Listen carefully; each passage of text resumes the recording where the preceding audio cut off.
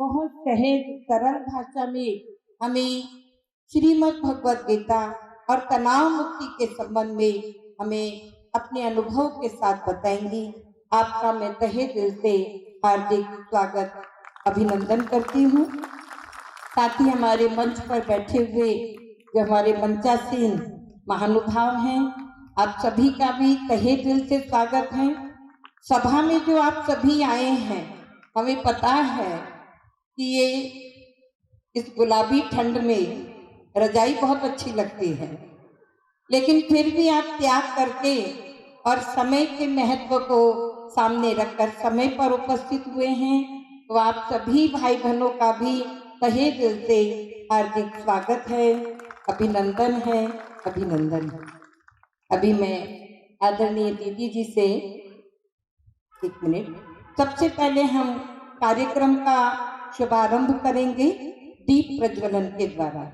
मेरा बहनों से अनुरोध है कि दीप प्रज्वलन में सहयोग दें और जो भी हमारे भाई बहने गणमान्य भाई बहने आए हुए हैं दीप प्रज्वलन के भावना से उन्हें आमंत्रित किया है, यहाँ सामने आप सभी आ सकते हैं।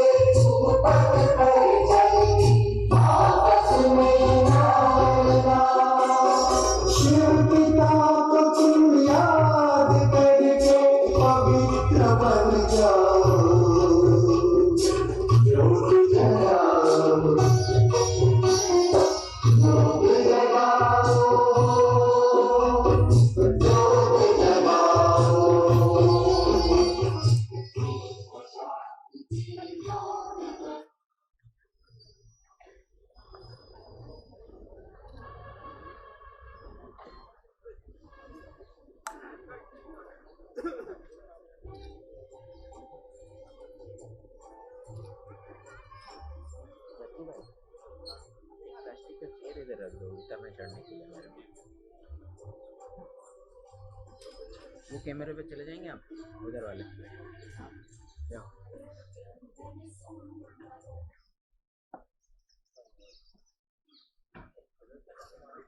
अभी हम सभी वो कैमरा आप देख लो। इस विशेष लक्ष्य से यहाँ पधारे हैं। मैं आदरणीय दीदी जी से अनुरोध करूंगी कि आप आज के विषय पर हम सभी को अनुभव कराएं। आदरणीय दीदी।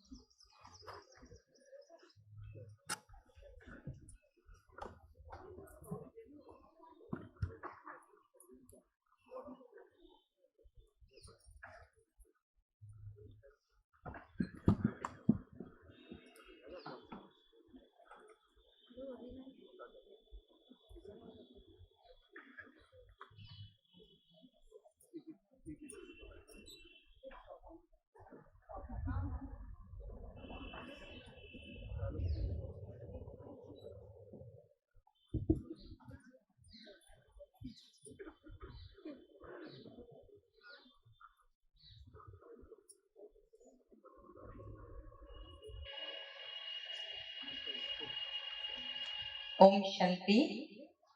ईश्वरीय विश्वविद्यालय की तरफ से हमारे मंचासीन मेहमानों को ईश्वरीय सौगात भेंट की जा रही है।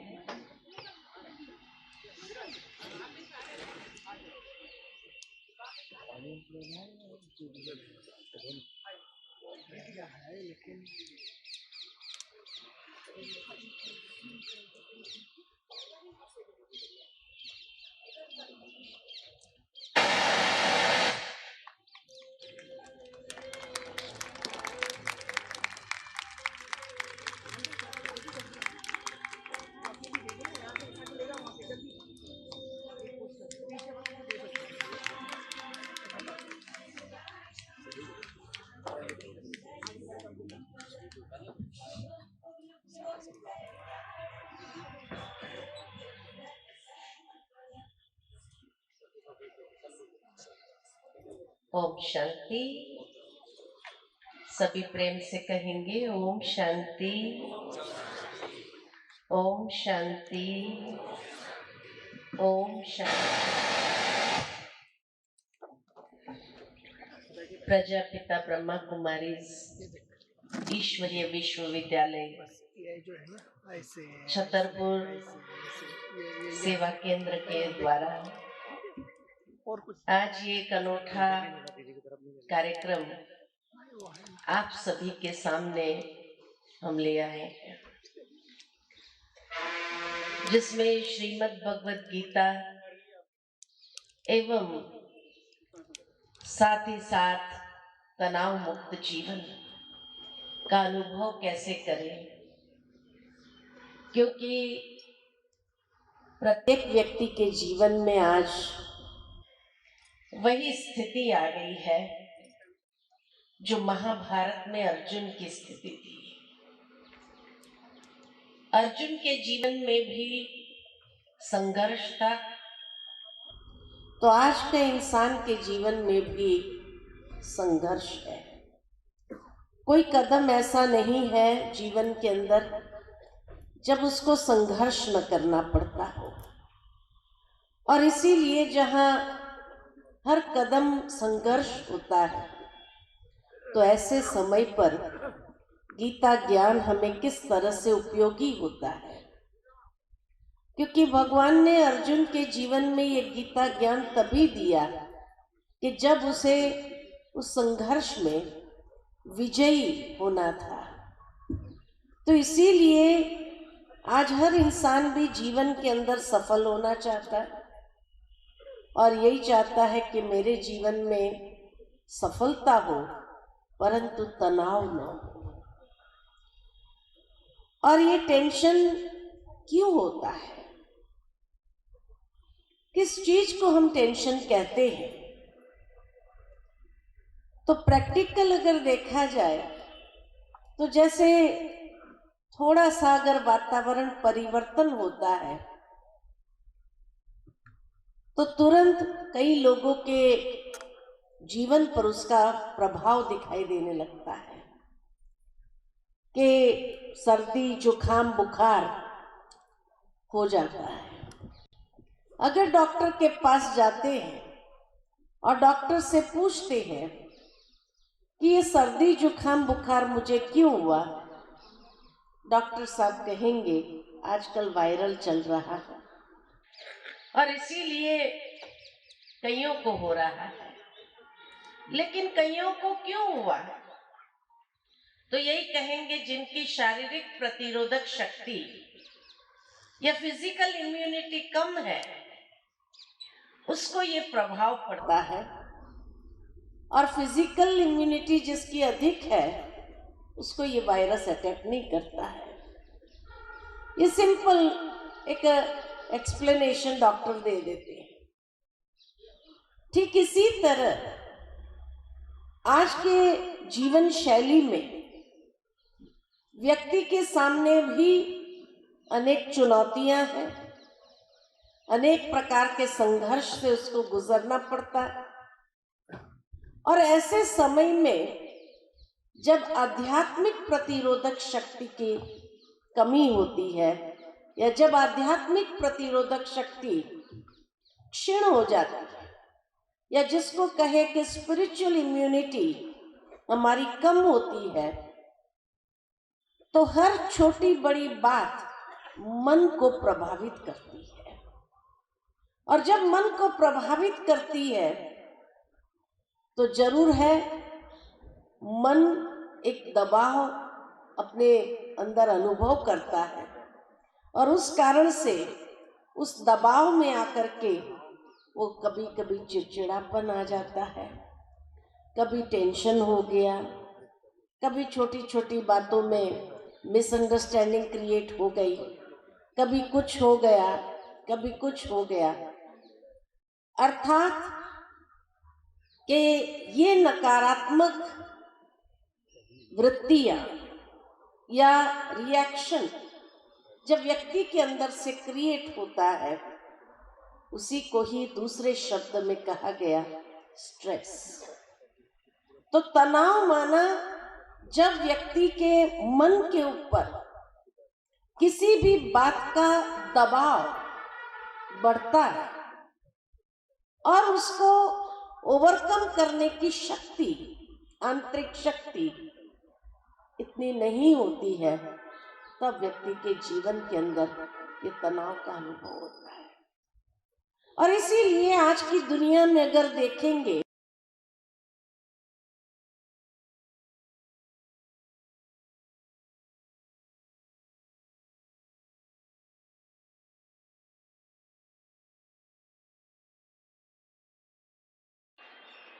कई बार बड़े सोचते हैं कि बच्चे को किस बात का टेंशन होगा, उसको कौन सा पैसा कमाना है, कौन सी जिम्मेवारी निभानी है, कौन सा कर्तव्य करना है। पढ़ाई तो करनी है और पढ़ाई करने में भी उसको टेंशन हो रहा है। अगर उस बच्चे से पूछा जाए बेटा टेंशन का अर्थ क्या है, शायद वो उसको बता नहीं सकता है। और तब कभी कभी बड़े सोचते हैं अरे इसको क्या टेंशन होगा, ये आजकल बड़ों जैसी भाषा बोलने लग गए हैं, बड़ों के शब्द को उठा लेते हैं और कह देते हैं हमें टेंशन हो गया, और ऐसे हंसी में कभी कभी उसकी बात को हम उड़ा देते हैं। लेकिन सोचने की बात है कि अगर बच्चे को आज से टेंशन हो रहा है, अर्थात उसकी आध्यात्मिक एवं मानसिक प्रतिरोधक शक्ति क्षीण है, तब उसे एग्जाम का डर महसूस होता है। ये डर, ये तनाव का ही एक स्वरूप है कि जब हमारी आध्यात्मिक प्रतिरोधक शक्ति क्षीण है, तो जैसे कहा किसी के अंदर छोटी छोटी बातें टेंशन क्रिएट करती है, किसी को गुस्सा आता है, चिड़चिड़ापन आता है, किसी को भय महसूस होता है। ये सारे ही तनाव के स्वरूप है या आध्यात्मिक प्रतिरोधक शक्ति की कमी बयां कर रही है। तो इसलिए ये कभी हम ना सोचे कि बच्चों को टेंशन नहीं हो रहा है, हो रहा है उसको। और अगर वो कह रहा है तो अभी से हमें जागृत होने की आवश्यकता है कि अगर उसको ये डर महसूस होता है, एग्जामिनेशन फियर है,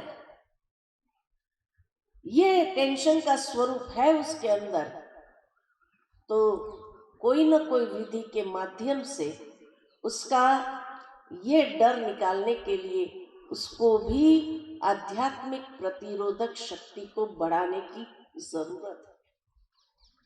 क्योंकि आगे चल करके देखा जाता कि व्यक्ति के ऊपर दबाव दिनों दिन बढ़ने वाला है, क्योंकि एक चीज का दबाव नहीं है उसके ऊपर, व्यक्ति बीच में है। एक दबाव उसके ऊपर पास्ट का है, भूतकाल का।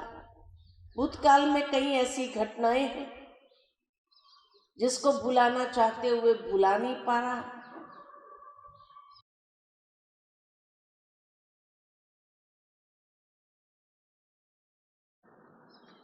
उसको सफल होना है, जीवन में आगे बढ़ना है, कंपटीशन इतनी है, स्पर्धाएं इतनी है, और उसके बीच में उसको जीना है।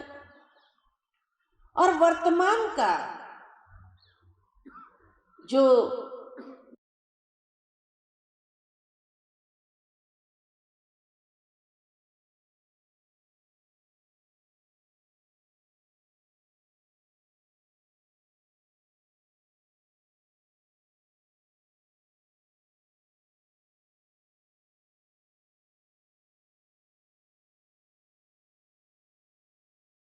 में नहीं है, कई चीजें इफेक्ट कर रही है हमारी लाइफ को, और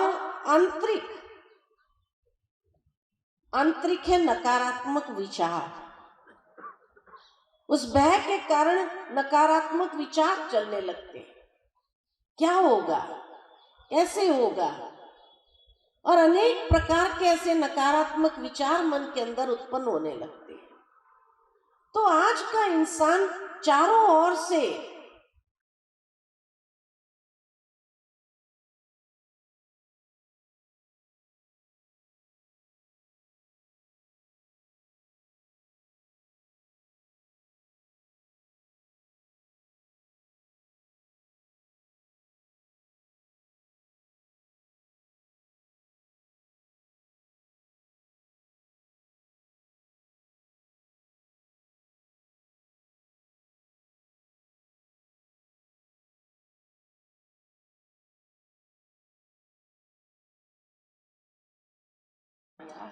पिछली बार भी ऐसा हो गया था, इस बार ऐसा नहीं होना चाहिए।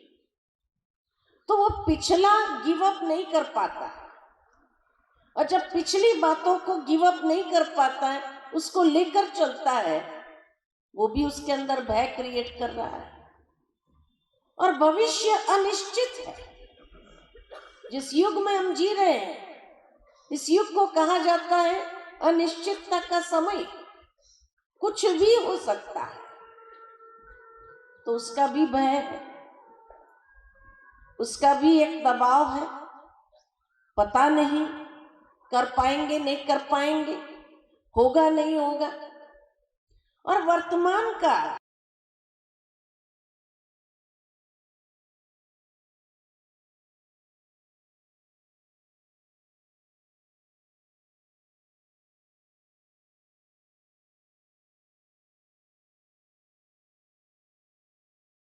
एक साथ, और ये सारे नेगेटिव विचार, हम अगर उस बच्चे को कहे बेटा छोड़ दो, ये सब भूल जाओ, कुछ नहीं है, वो छोड़ नहीं पाता है। इसीलिए भले वो वर्णन नहीं कर पाता कि टेंशन में क्या होता है, लेकिन उसको टेंशन है। ये स्पिरिचुअल इम्यूनिटी को कैसे बढ़ाया जाए ताकि टेंशन कम हो। स्पिरिचुअल इम्यूनिटी को बढ़ाने के लिए, जैसे शारीरिक इम्यूनिटी को, प्रतिरोधक शक्ति को बढ़ाने के लिए डॉक्टर यही कहते हैं, अच्छा भोजन लो ताकि वो भोजन की ताकत बने। ठंडी के दिन शुरू हुए, दादी माँ नानी माँ कहेगी ये गोंद के लड्डू खाओ, ये खाओ ताकि आपके अंदर ताकत बनी रहे। खुराक वैसा जब मिलता है तो व्यक्ति के अंदर वो शारीरिक शक्ति बढ़ती है। अब मन की शक्ति को बढ़ाने के लिए या आध्यात्मिक प्रतिरोधक शक्ति को बढ़ाने के लिए क्या लेना चाहिए, उसका जवाब शायद दादी माँ नानी माँ के पास भी नहीं है। लेकिन उसको बढ़ाने के लिए आवश्यक है कि मन को भी वैसा खुराक चाहिए। अब मन का खुराक कौन सा है? मन का खुराक है चिंतन। हम अपने मन को नित्य कौन सा प्रकार का चिंतन देते हैं, उसके ऊपर निर्भर करता है। क्या हम अपने मन को सकारात्मक चिंतन दे रहे हैं? क्योंकि ये सबसे पौष्टिक भोजन है। जो मन की प्रतिरोधक शक्ति को बढ़ाता है। तो आवश्यक है आज के युग में सकारात्मक चिंतन करने की, जिसका स्रोत सिर्फ आध्यात्मिकता है। आध्यात्मिकता से ही ये सकारात्मक चिंतन आपको नित्य मिल सकता है। लेकिन आज की जीवन शैली ऐसी हो गई है कि व्यक्ति के पास टाइम नहीं है। आध्यात्मिकता के लिए कहा जाए तो क्या कहेंगे, बहन जी टाइम नहीं है। बाकी सब चीजों को हम प्रायोरिटी देते हैं, लेकिन आध्यात्मिकता के लिए हमारे पास प्रायोरिटी नहीं है। और इसीलिए देखा जाता है कि व्यक्ति सोचता है कि आध्यात्मिकता बुढ़ापे का काम है। अभी से क्या है आध्यात्मिकता? सच कहूं तो आध्यात्मिकता बुढ़ापे के लिए नहीं है। बुढ़ापे में कोई टेंशन ही नहीं है जो उसको वो प्रतिरोधक शक्ति की आवश्यकता है। रिटायर्ड लाइफ जीता है तो बुढ़ापे में थोड़ी आध्यात्मिकता चाहिए। आध्यात्मिकता तो तब चाहिए जब उसके जीवन में रियल टेंशन का अनुभव होता है। बुढ़ापे में आप गोंद के लड्डू खिलाएंगे, वो प्रतिरोधक शक्ति को क्या करेगा इंसान? वो हजम भी नहीं कर पाता है। गोंद के लड्डू कब चाहिए शरीर को भी? जवानी में चाहिए, बुढ़ापे में नहीं चाहिए। ठीक इसी तरह आध्यात्मिक प्रतिरोधक शक्ति अगर बढ़ानी है, टेंशन से फ्री होना है, तो टेंशन होता कब है? बचपन से लेकर के बुढ़ापे तक की जो एज है वही तो टेंशन का समय। और इसीलिए जब उस समय हम आध्यात्मिकता यानी उसको स्वस्थ चिंतन नहीं देते, मानसिक प्रतिरोधक शक्ति उसकी क्षीण हो जाती है, तो नेचुरल है कि आज दुनिया के अंदर जो दिखाई देता है डिप्रेशन। डिप्रेशन किसको आ रहा है? बूढ़े लोगों को डिप्रेशन आ रहा है क्या? नहीं, यंगस्टर्स को डिप्रेशन आ रहा है। सुसाइड कौन कर रहे हैं? बूढ़े लोग सुसाइड कर रहे हैं? नहीं कर रहे हैं, यंगस्टर्स सुसाइड कर रहे हैं। तो आवश्यकता किसको है ये समझने की? ये एक भ्रांति है, ब्रह्म है जो आध्यात्मिकता बुढ़ापे का है, एज में जरूरी है। नहीं, आध्यात्मिकता हमें इस एज में जरूरी है जब व्यक्ति को अनेक प्रकार के डिप्रेशन से गुजरना पड़ता है, अनेक प्रकार से डिप्रेशन से वो गिर जाता है, इतने नेगेटिव विचार उसके मन में आते हैं और उस नेगेटिव विचारों से बाहर निकलने का कोई रास्ता उसको नजर नहीं आता है। तभी वो अंतिम कदम कि सुसाइड करने का सोच लेता है, जीवन का अंत करने का सोच लेता है। इसलिए आज ये गलतफहमी को हम समाप्त करें अपने अंदर से कि आध्यात्मिकता बुढ़ापे के लिए है। नहीं, आध्यात्मिकता उस समय के लिए है जब हमारे जीवन में स्ट्रेस अधिक अनुभव होता है, जब हमारे जीवन के अंदर हर समय ये महसूस होता है कि एक दबाव मन के ऊपर बढ़ता जा रहा है, जब जीवन के अंदर भय महसूस हो रहा है, जब अनेक तरह के जिसको कहा जाए मिसअंडरस्टैंडिंग्स क्रिएट हो रही है लाइफ के अंदर। आज रिश्तों में इतने प्रॉब्लम्स आ रहे हैं, कितनी शादियां डिवोर्स में एंड हो रही है। क्यों? कहेंगे मिसअंडरस्टैंडिंग, आपसी अंडरस्टैंडिंग नहीं हो पाई। और ये अंडरस्टैंडिंग क्यों नहीं हो पा रही है? क्योंकि एक दूसरे को समझ नहीं पा रहे हैं। एक दूसरे को समझना तो दूर, क्या हम अपने आप को समझ पा रहे हैं? हम अपने आप को भी समझ नहीं पा रहे हैं कि मेरी वास्तविकता क्या है, मैं कौन हूं। जब अपने को ही नहीं समझा है तो दूसरों को क्या समझेंगे। आध्यात्मिकता यही पहेली को सबसे पहले सुलझाता है। हु एम आई, मैं कौन। ये जो एक सबसे बड़ा प्रश्नात्मक चिन्ह है कि मैं कौन हूं। किसी से भी पूछेंगे आप कौन है, तो अपना जॉब जो कर रहे होंगे उसके बारे में बता देंगे। बहुत सुंदर ये बात याद आती है कि एक बार एक व्यक्ति से पूछा गया कि आप कौन हो, तो उसने कहा कि मैं इस प्रोजेक्ट का चीफ इंजीनियर। उसको कहा कि 2 महीने के बाद आप रिटायर हो जाएंगे, उस समय आप कौन होंगे।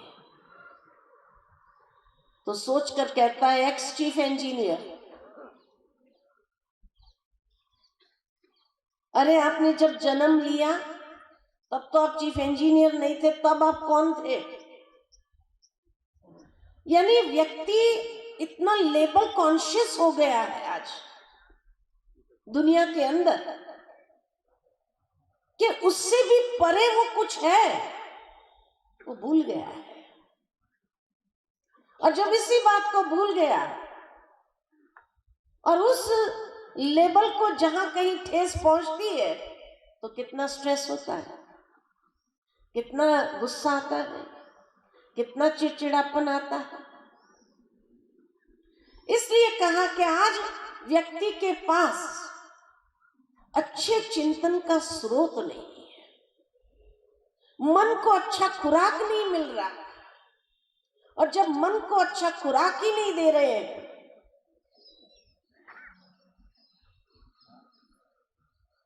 तो स्ट्रेस से दूर कैसे होगा। चाहना यही है तनाव मुक्त हो जाए। और कई लोगों ने सोच लिया कि मनुष्य जीवन जब तक है तनाव तो रहेगा ही रहेगा, तनाव के बिना जीवन थोड़ी होता है।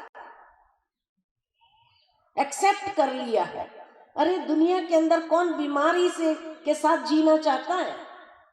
कोई भी इंसान बीमारी के साथ जीना नहीं चाहता है। एक सर्दी जुकाम बुखार को भी तुरंत ठीक करता है, तो टेंशन के साथ जीना क्यों चाहता है। और इसलिए कहा कि आध्यात्मिक चिंतन, सकारात्मक चिंतन, ये मन के लिए आज के युग में स्वस्थ भोजन है। लेकिन ये भोजन करने के लिए इंसान के पास टाइम नहीं है। एक बहुत सुंदर कहानी मुझे याद आती है कि एक बार एक लड़का था और वो काम ढूंढ रहा था। कई जगह गया काम ढूंढते हुए। कईयों ने उसको कह दिया यहां तो काम नहीं है। बड़ा उदास होने लगा, क्या करूंगा, काम ही नहीं मिल रहा है। आखिर किसी ने उसको बता दिया फलाने सेठ जी के पास चले जाओ, वो तुझे काम जरूर दे देगा। वो सेठ जी के पास गया। सेठ जी बड़े लकड़े के व्यापारी थे। वो सेठ जी के पास जाकर कहता है मुझे काम चाहिए। सेठ जी ने पूछा क्या काम करोगे। कहा रे मैं यंग हूं, एनर्जेटिक हूं, आप जो काम देंगे मैं करूंगा। सेठ जी ने कहा लकड़े काटने, बोलो काटोगे। कहा काटूंगा। सेठ जी उसको लेकर गए। पीछे बहुत बड़े लकड़े का ढेर था। वो लकड़े का ढेर दिखाकर उसको कहा ये लकड़ा काटना है। कहा ठीक है काटूंगा। उसको कुल्हाड़ी पकड़ा दिएगी और लड़के को कहा कि शाम तक तुम लकड़ा काटना, मैं देखूंगा और उसके बाद फाइनल करेंगे तेरी नौकरी पक्की या नहीं। लड़के ने काटना शुरू किया। दिन के अंत तक काटता रहा, शाम को 5 बजे तक। सेठ जी ने सोचा देखे तो सही वो लड़के ने क्या काम किया है। देखने गए तो सारे दिन में 25 लकड़े काटे थे। तो सेठ जी ने कहा तेरे में तो अच्छी ताकत है, चल तेरी नौकरी पक्की, रोज सुबह 9 बजे आ जाने का, लकड़ा काटने का, शाम को 5 बजे तक, दिन में 1 घंटा आराम मिलेगा। क्या ठीक है। रोज वो जाने लगा और लकड़ा काटता था। 10 दिन बीते कि सेठ जी ने सोचा देखे तो सही वो लड़का क्या काम कर रहा है। शाम को चक्कर लगाने गए तो देखा सारे दिन में लड़के ने 15 लकड़े काटे थे। सेठ जी ने कहा पहले दिन तो तूने 25 लकड़े काट दिए, आज 15 तक पहुंच गया, क्या बात है, तेरी शक्ति क्षीण कैसे हो रही। तो लड़का कहता है यही बात तो मुझे भी समझ में नहीं आ रही। मैं सारा दिन लकड़ा काटता हूं, मैं आलस भी नहीं कर रहा हूं, बैठता भी नहीं हूं, लेकिन लकड़ा कम क्यों हो रहा है मालूम नहीं। सेठ जी ने कहा थोड़ी और मेहनत करो। कहा ठीक है, कल से थोड़ी और मेहनत करूंगा। और मेहनत करने लगा।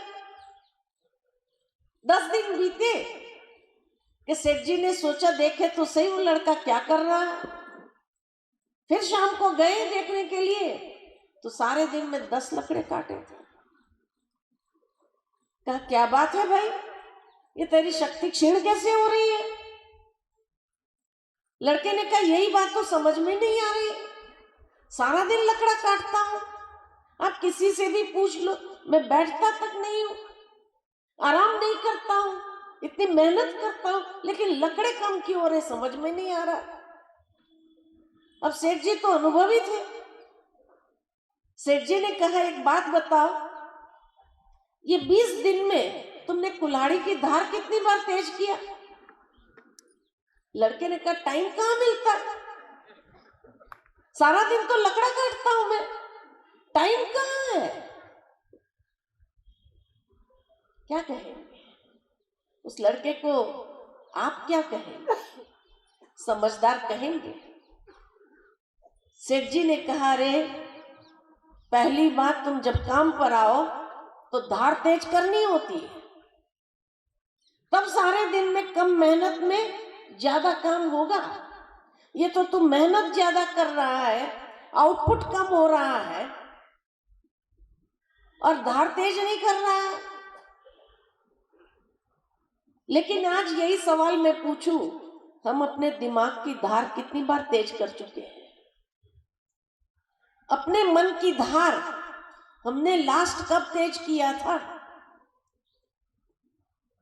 आवश्यकता है मेडिटेशन और आध्यात्मिकता के माध्यम से हम अपने दिमाग की धार को तेज करें।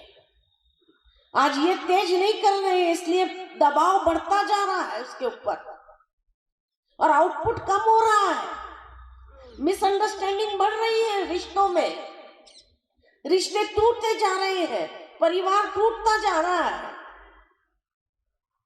लेकिन धार तेज करने के लिए कहो तो क्या कहते हैं, टाइम नहीं। अब इसको क्या कहेंगे, समझदार कहेंगे। इसलिए मेडिटेशन और आध्यात्मिकता के द्वारा हमें भी अपने मन को है, इसकी धार को जितना तेज करेंगे उतना कम समय में ज्यादा आउटपुट दे सकेंगे और समझदारी वाला आउटपुट दे सकेंगे। रिश्तों में दिन प्रतिदिन जो कलह क्लेश बढ़ते जा रहे हैं, जो गलत फहमियां बढ़ती जा रही है, वो इसी कारण से बढ़ रही है कि आध्यात्मिक समझ की कमी है, आध्यात्मिक प्रतिरोधक शक्ति की कमी है। इसलिए आज के दुनिया के अंदर टेंशन बढ़ता जा रहा है। अब जो लोग कहते हैं कि टाइम नहीं है, मैं उनसे एक बात पूछना चाहती हूं कि आज कोई व्यक्ति बहुत बिजी है, सुबह से लेकर शाम तक बहुत बिजी है, टाइम नहीं है उसके पास। लेकिन अगर मान लो कि हार्ट अटैक आए और डॉक्टर के पास गए और डॉक्टर ने कहा, देख भाई, अगर तुम्हें जीना है तो सुबह आधा घंटा पैदल करना होगा, शाम को आधा घंटा पैदल करना होगा। अगर वो व्यक्ति डॉक्टर साहब से कहे, डॉक्टर साहब, मेरा सारा कारोबार सुबह सुबह चालू हो जाता है, सुबह आधा घंटा निकालना बड़ा मुश्किल है, और शाम को तो मेरे काम का पीक होता है, उस समय भी आधा घंटा निकालना बड़ा मुश्किल है, फिर भी मैं ट्राई करूंगा। जैसे कि डॉक्टर पर एहसान कर रहा है, ट्राई करूंगा आधा घंटा निकालने की। अगर वो कहे कि मेरे पास अपने लिए आधा घंटा टाइम नहीं है सुबह और शाम, तो डॉक्टर साहब क्या कहेंगे? डॉक्टर साहब यही कहेंगे, मरो। अगर नहीं है तो तुझे कोई बचा नहीं सकता है, ये कहेंगे। ठीक इसी तरह आज दुनिया के अंदर हम देख रहे हैं कि ये टेंशन से hyper tension, stress, hyper stress और फाइनल नर्वस ब्रेकडाउन यानी डिप्रेशन का शिकार बनता है। और ये जब डिप्रेशन का शिकार बनता है तो सारे लोग क्या कहते हैं, निकम्मा हो गया, छोटू से, पता नहीं फालतू बातें सोचता है, पागलपन की बातें सोचता है, इसको कुछ कहना नहीं है। उस समय सारे लोग आपको इग्नोर करेंगे। क्या उस समय अपने आप को सशक्त करने की ताकत भी होगी? उस समय आध्यात्मिकता के पास सहारा लेने जाएंगे तो आध्यात्मिकता भी अंदर जाएगी नहीं। उस समय महसूस होगा जैसे कोई मुझे समझ नहीं रहा है। डिप्रेशन वाला यही तो कहता है, उसके अंदर बहुत कुछ भरा हुआ है जो वो कहना चाहता है, लेकिन उसकी फालतू बातें सुनने के लिए लोगों के पास टाइम नहीं है। लोग भी उसको यही कहते हैं, अरे भाई तू ये बात छोड़ मेरे सामने, मेरे पास टाइम नहीं है तेरी ये बातें सुनने का। यही कहते हैं, यही कहते हैं कि नहीं कहते हैं? और उस समय उसको कहो कि भाई तू आध्यात्मिकता कर, कोई मेडिटेशन कर, वो कहता है कि वो उसमें मुझे आनंद नहीं आ रहा है, मैं कर नहीं पा रहा। आज ही मन की एकाग्रता के लिए मनुष्य कठिन महसूस करता है, कठिनाई अनुभव करता है कि मन एकाग्र नहीं होता है, मन बहुत भटकता है, व्यर्थ के विचारों में भटकता है, बहुत सारे विचार आते हैं, एकाग्र नहीं हो पाता है। तो सोचो, जब डिप्रेशन का शिकार बनता है, रात रात नेगेटिव विचार मन के अंदर चलते हैं, तब क्या मेडिटेशन कर पाएगा? मेडिटेशन के लिए तो मन की एकाग्रता को विकसित करना जरूरी है। तब आध्यात्मिकता भी मदद नहीं कर सकती है। इसीलिए कहा, जिसके पास अपने लिए टाइम नहीं है, एक दिन आएगा जब आपके लिए किसी के पास टाइम नहीं होगा। और आज इसीलिए दुनिया में देखो कि सबसे ज्यादा अच्छा बिजनेस किसका चल रहा है? किसका चल रहा है? साइकियाट्रिस्ट का।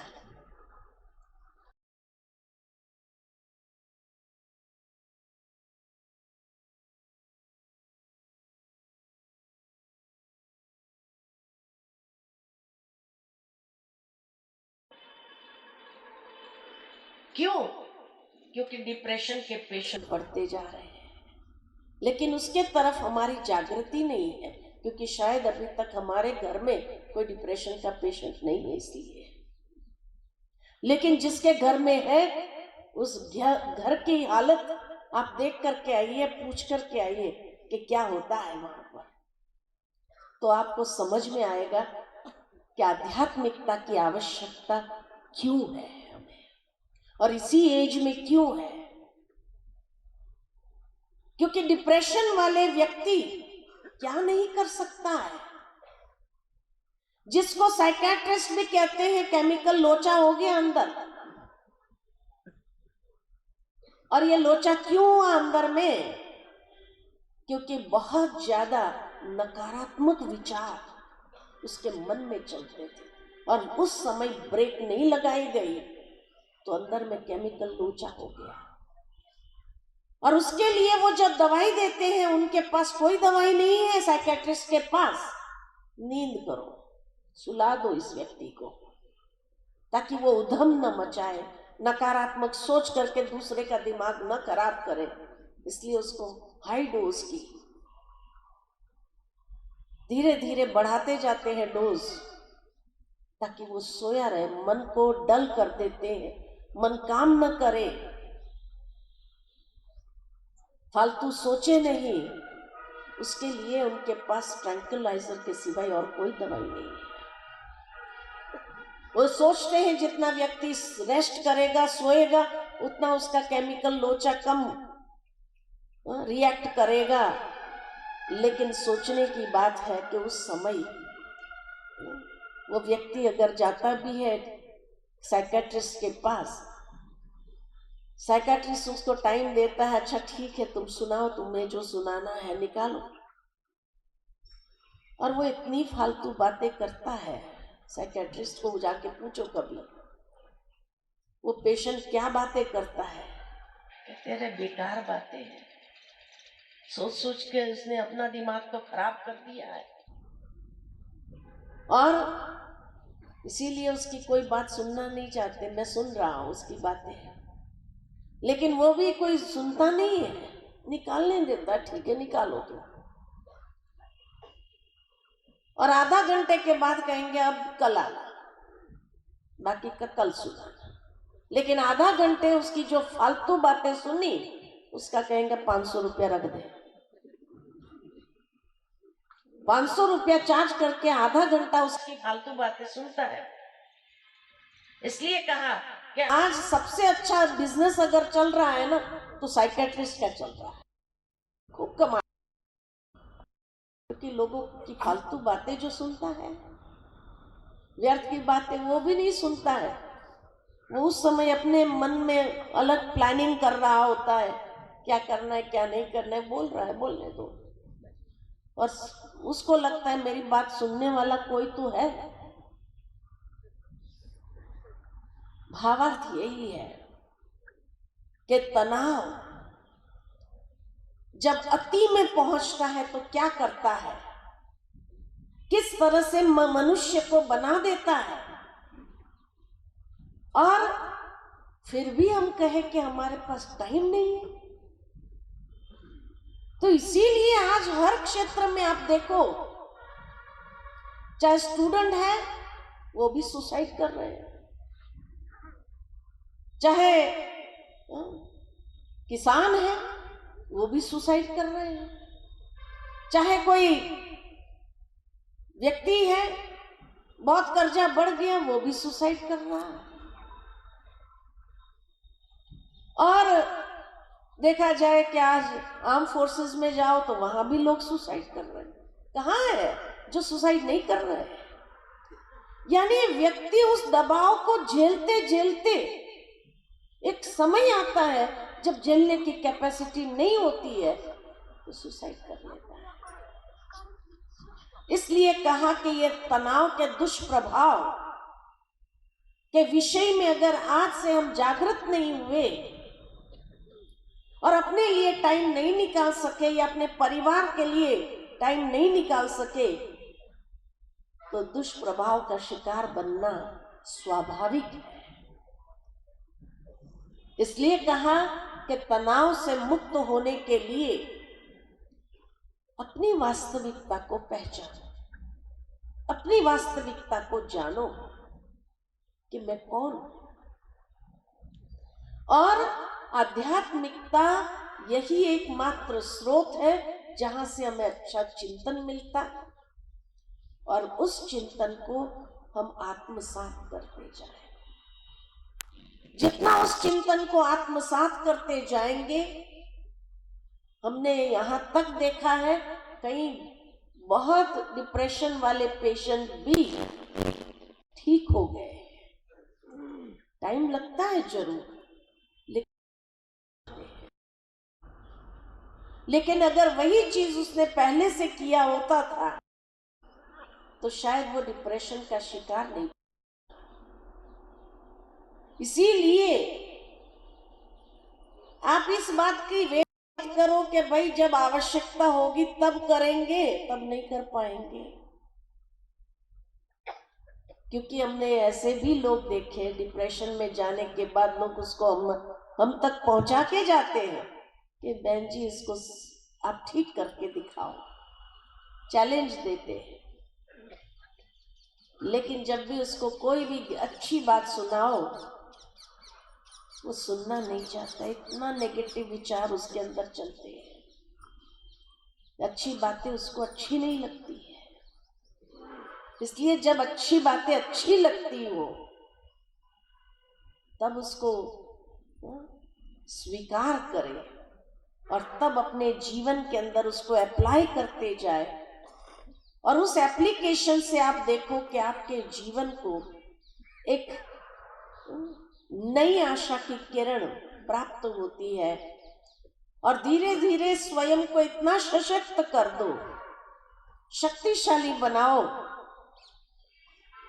कि आप जीवन को हर समय एक खेल की रीति से खेलते जाओ। भारत में लोगों को क्रिकेट का खेल देखने को बहुत अच्छा लगता है।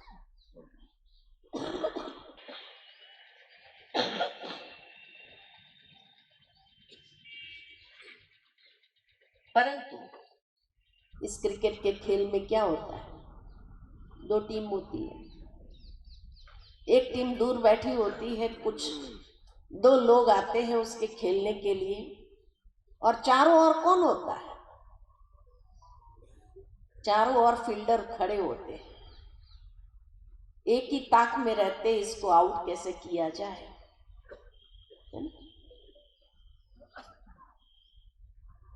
उसके अपने लोग दूर बैठे उसको कुछ कह भी रहे हैं लेकिन इसको सुनाई नहीं देता है। मोटिवेशन करने वाले अच्छे शब्द सुनाई नहीं दे रहे हैं और उसके साथ साथी एक ही होता है जो उसके साथ उस ग्राउंड पर होता है और चारों तरफ फील्डर होते हैं। बॉलिंग करने वाले कैसे कैसे बॉल डालता है, उस समय वो खेलने वाला ये नहीं कहता है अरे अच्छे बॉल डालू तुम, जब मैं 6 मार सकूं 4 मार सकूं, ऐसे कहता है नहीं। कैसे कैसे टेढ़े बांके बॉल में भी जब वो 6 मारता है या 4 मारता है तब लोग अप्लॉज करते हैं। जीवन भी एक खेल है जहां हर समय ऐसी ऐसी परिस्थिति आती है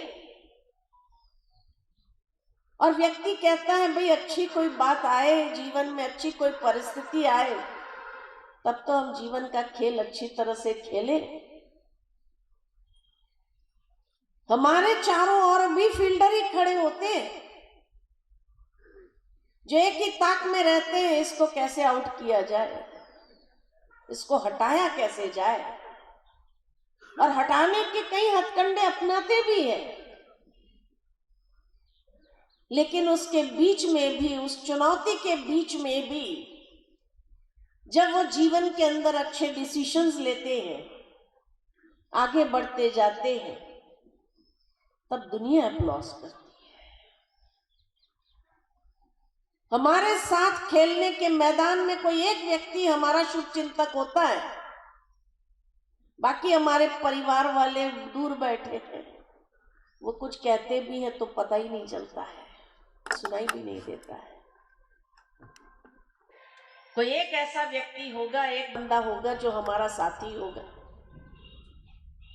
जो हमारा शुभ चिंतक होगा, बाकी सारे तो फील्डर ही होते हैं।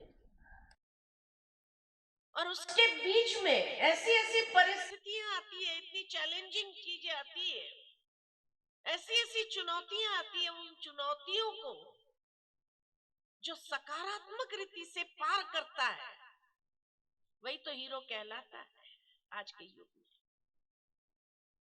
जो नकारात्मकता को अपनाता है, जो विलन का काम करता है, उसको कौन याद करता है? याद किसको किया जाता है? तो हमें क्या बनना है? हीरो बनना चाहते हैं ना,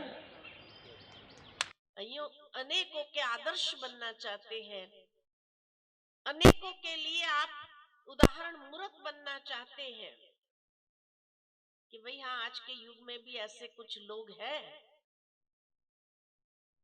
जिसके लिए लोग गर्व करें और महसूस करें कि हाँ भाई, जीवन हो तो उसके जैसा हो। उतार चढ़ाव जीवन में आना स्वाभाविक है, उतार चढ़ाव आना यही तो जीवन है। किसी व्यक्ति से मेरी बातचीत हो रही थी, बहुत अच्छी बात सुनाई कि जब डॉक्टर के पास हार्ट का कार्डियोग्राम निकालने जाते हैं तो कार्डियोग्राम कैसे आता है? ऐसे से आता है ना, उतार चढ़ाव वाला। कार्डियोग्राम जब आता है तो कहते हैं ठीक है, आप स्वस्थ हैं। अगर सीधी लाइन आ गई तो गया इंसान। जीवन के अंदर भी उतार चढ़ाव आता है, मन आप जिंदा है तभी आपके सामने उतार चढ़ाव आता है। अगर जीवन में कोई परिस्थिति ही ना आए, कोई चुनौती ना आए, सीधी लाइन आ गई, माना अब जिंदा लाश है। लोग भी कहते हैं इसके सामने क्या, कुछ नहीं। तो जीवन के अंदर उतार चढ़ाव आना स्वाभाविक है, और उसी समय तो आपकी क्षमता, आपकी शक्ति, उसको आप प्रदर्शित कर सकते हैं। आप अपनी जो योग्यता है, क्षमता है, उसको बाहर ले आ सकते हैं। लेकिन अगर व्यक्ति नेगेटिव माइंडेड हो, अरे मेरे सामने ही बार बार आती है, मेरे सामने ऐसा क्यों आता है। लेकिन कोई भी इंसान अगर जीवन के अंदर सक्सेसफुल हुआ है तो ऐसे नहीं कि उसके सामने कुछ नहीं आया, लेकिन उसने सकारात्मक तरीके से अपने आप को हैंडल करके, सारी सिचुएशन को हैंडल करके वो आगे बढ़ा है, उस चुनौती को पार किया है। उसी को लोग अपना आदर्श मानते हैं। जितने भी दुनिया के अंदर महान व्यक्तित्व हुए, क्या उनके जीवन में कोई परिस्थिति नहीं है, कोई समस्याएं नहीं आई, तनाव के कोई कारण नहीं बने? जरूर आए, लेकिन उन्होंने उस परिस्थिति को सकारात्मक रूप से हैंडल किया और उसको पार किया, अपनी क्षमता और योग्यता को प्रदर्शित किया सकारात्मक ढंग से। तब आज भी लोग उसको याद करते हैं, आदर्श मानते हैं। बाकी जो जीवन के प्रति हमेशा नकारात्मक दृष्टिकोण अपनाते हैं, क्या करे, आज ये प्रॉब्लम है, आज वो प्रॉब्लम है, आज ऐसा है, आज वैसा है, लोग भी ऐसे हैं, कोई ढंग के नहीं है, रोज की अगर शिकायत होगी तो शिकायत करने वाला सफल कैसे हो सकता है? सफल जो होता है वो जीवन के प्रति उसकी कोई शिकायत नहीं होती है। इसीलिए तनाव मुक्त होना है। कई जो सोचते हैं कि तनाव मुक्त हो नहीं सकते हैं, तनाव मुक्त हो सकते हैं। अपने आप को इतना शक्तिशाली बनाओ, अपने आप को इतना सशक्त करो अंदर से, जो हर तनाव के कारण आए भी, लेकिन वो मेरे अंदर तनाव यानी नेगेटिव थिंकिंग क्रिएट न कर सके, इतना पॉजिटिव थिंकिंग भरा हुआ अंदर में। इसलिए कहा कि आज की दुनिया के अंदर एक जागृति जरूर आई है। जागृति किस बात की आई है? पॉजिटिव सोचो। आजकल अगर घर में माँ बाप भी अगर कोई बात को लेकर चिंतित हो जाते हैं, चिंता वो पहला स्वरूप है तनाव का। किसी बात को लेकर चिंतित हो जाते हैं तो उसके बच्चे भी उसको कहने लगते हैं, मम्मी बी पॉजिटिव, आप नेगेटिव क्यों सोचते हो, सब अच्छा ही होगा। एक जागृति जरूर आई है, दूसरे भी आपको सलाह देंगे, be positive, don't be negative, ये कहते हैं नहीं कहते, कहते हैं, लेकिन दूसरों को सलाह देने तक ये बात है। जब खुद के ऊपर कोई ऐसी परिस्थिति आती है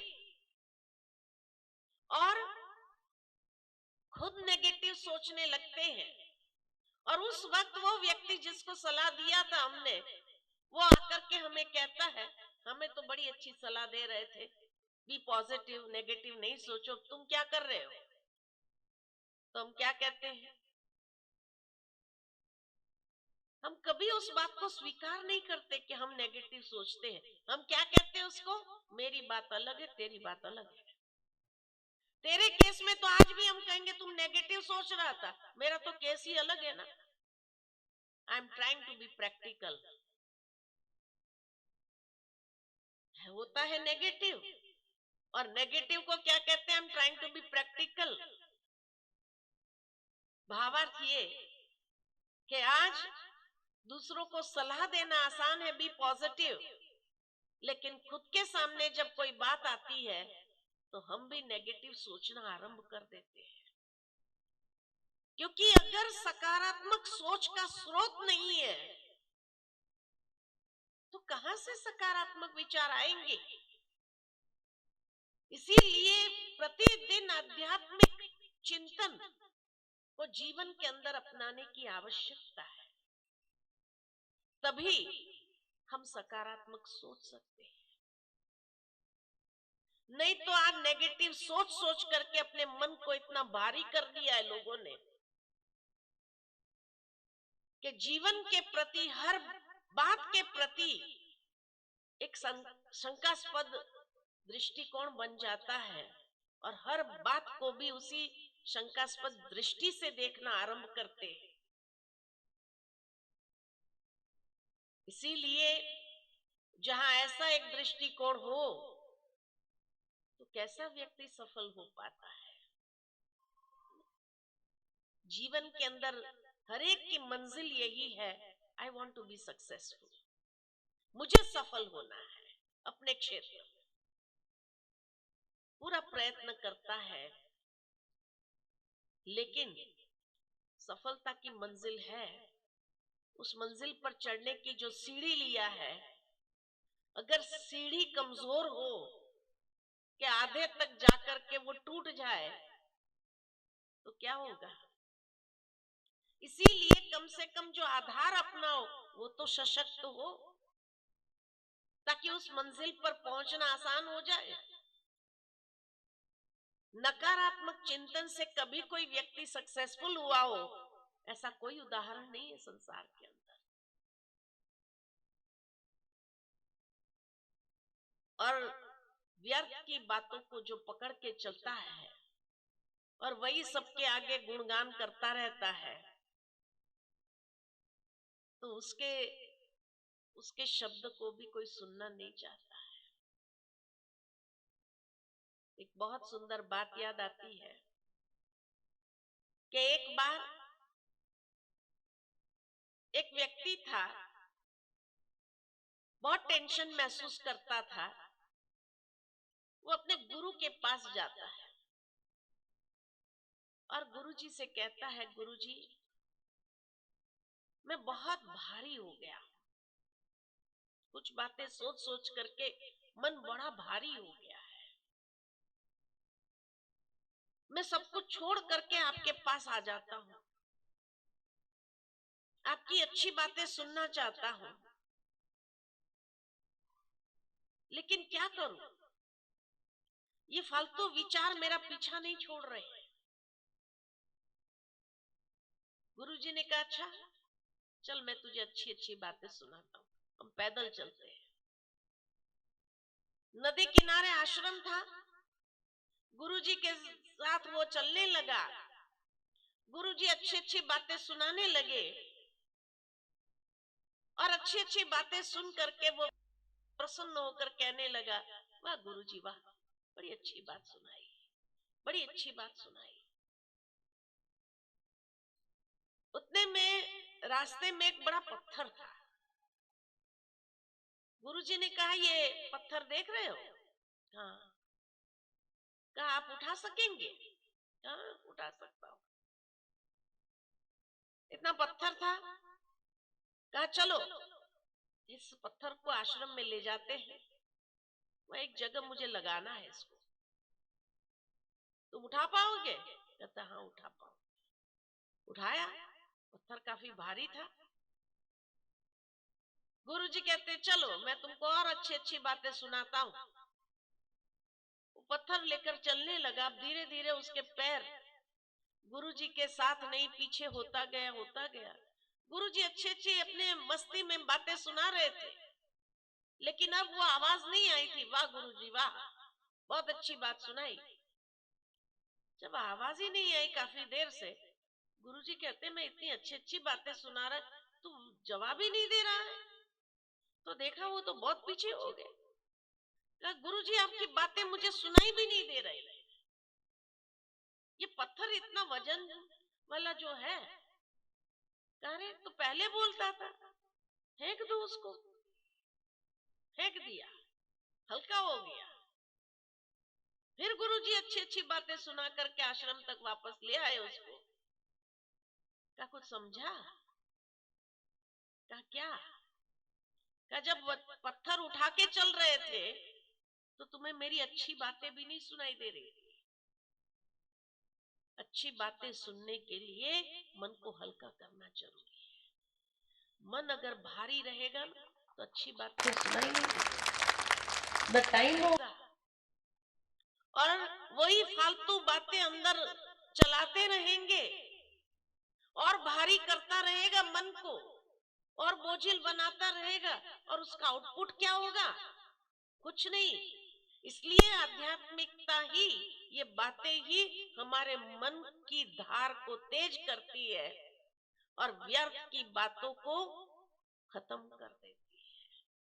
जितना अच्छी बातें सुनते जाओ मन हल्का होता जाएगा, मन प्रसन्न रहने लगेगा और इतना अच्छा सुंदर अनुभव कर सकेंगे। तो इसलिए श्रीमद् भगवत गीता का ज्ञान ये आध्यात्मिक, विशुद्ध आध्यात्मिक ज्ञान है जो भगवान ने अर्जुन को दिया। गीता में कहीं पर भी हिंदू शब्द नहीं आता है, क्योंकि गीता ये मानवता का शास्त्र है। पूरे संसार के अंदर कई लोग गीता का अध्ययन कर रहे हैं। हर देश के, हर जाति के, हर प्रांत के, हर धर्म के लोगों ने गीता का अध्ययन किया है, क्योंकि गीता जीवन जीने की कला सिखाती है। गीता का ज्ञान हमारी उलझनों को सुलझाती है। कई जीवन के अंदर जो गांठ पड़ी है उसको खोलती है ये गीता का ज्ञान। जो 3 दिन लगातार हम सुनेंगे और आज शाम से वो गीता का ज्ञान को आत्मसात करेंगे कि जिससे हमारे जीवन के अंदर जो कई उलझने हैं, कई गांठें पड़ी है, उसको खोल दे, जीवन को सरल बना दे, सहज बना दे और जीवन के कई तनाव को खत्म कर दे सदा के लिए। ऐसी धार को तेज करे। तो ये मौका है छतरपुर निवासियों को कि ये ज्ञान का अध्ययन आप जितना करते जाएंगे आप खुद महसूस करेंगे कि हाँ बहुत अच्छी कुछ प्राप्ति जीवन के अंदर कर पाए और सहज ही प्रसन्नता को जीवन के अंदर आने देंगे और तनाव से अपने मन को हल्का कर देंगे। उस नकारात्मक चिंतन से अपने मन को हल्का करो, स्वयं को सशक्त करो। ज्ञान ही वो शक्ति है। Knowledge is might, knowledge is light. जीवन को एक प्रकाश देने वाली, शक्ति प्रदान करने वाली ऐसी ज्ञान की बातें हम रोज सुनते जाएंगे 3 दिन तक, और आप महसूस करेंगे कि हम अपने जीवन को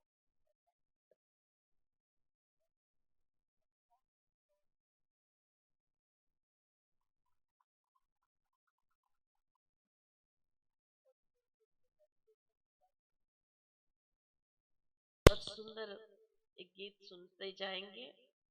ये मत कहो खुदा से मेरी मुश्किलें बड़ी है। ठीक है, तो उस गीत को सुनते हुए अपने मन को शक्तिशाली बनाएंगे।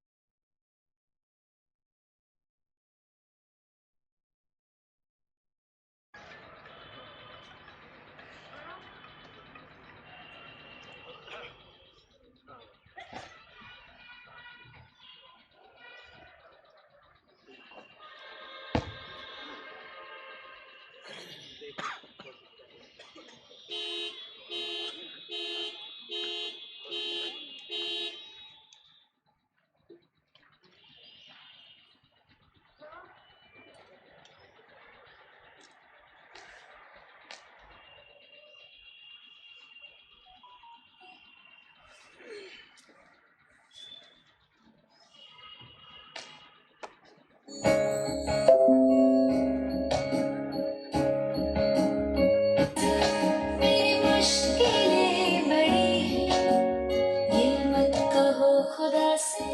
मेरी मुश्किलें बड़ी हैं, ये मुश्किलों से कह दो मेरा खुदा बड़ा है।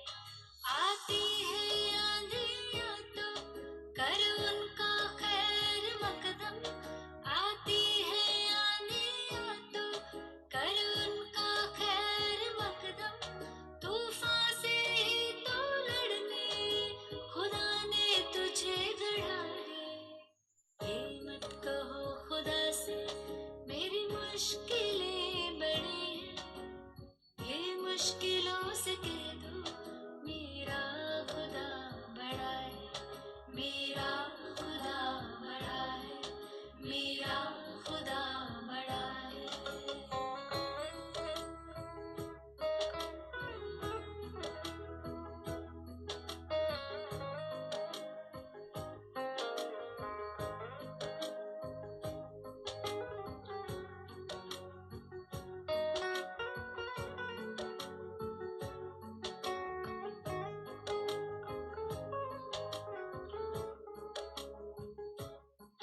अग्नि में तप के सोना है यार भी निखरता, अग्नि में तप के सोना है यार भी निखरता। दुर्गम को पार करके हिमालय कोई चढ़ाए, लाएगी रंग मेहनत आखिर तुम्हारी एक दिन, लाएगी रंग मेहनत आखिर तुम्हारी एक दिन। होगा विशाल तिरुवन वो बीज जो पड़ा है। ये मत कहो खुदा से मेरी मुश्किलें बड़ी हैं, ये मुश्किल